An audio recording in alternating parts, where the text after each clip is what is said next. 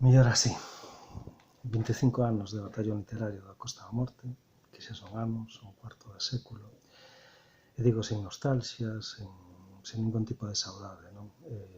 Sacar co orgullo de ter formado parte dese grupo humano diverso e plural que éramos as mulleres e homes do batallón literario da Costa da Morte.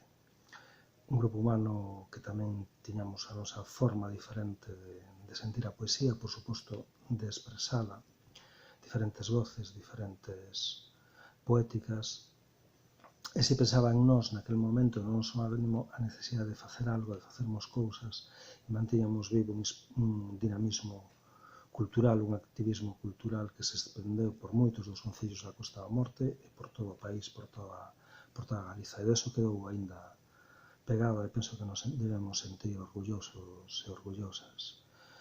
E tamén o momento de ter unha lembranza especial, unha lembranza ferida para Paco Souto, compañeiro, amigo, poeta, camarada, activista cultural, que sempre, sempre estará na nosa memoria.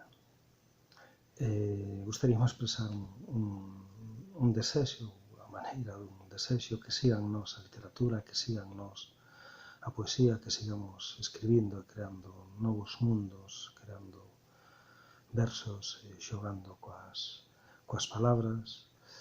E outro desexo que sexa a nosa lingua, que floreza a nosa lingua, a lingua dos nosos pais e nais, a lingua dos nosos avós e avós, que sexa tamén a lingua das nosas fillas e fillos, e que floreza mil e unha primaveras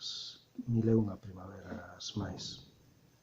Teño a certeza máis de que a Costa da Morte foi e será ese territorio, esa paisaxe común que vive, que está en nós, e seguirá sendo así.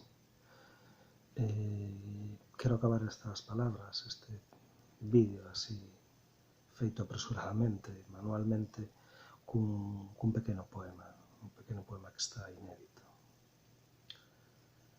Tatúas a desobediencia na tarde amarela e clandestina e faz desta intemperie outra primavera.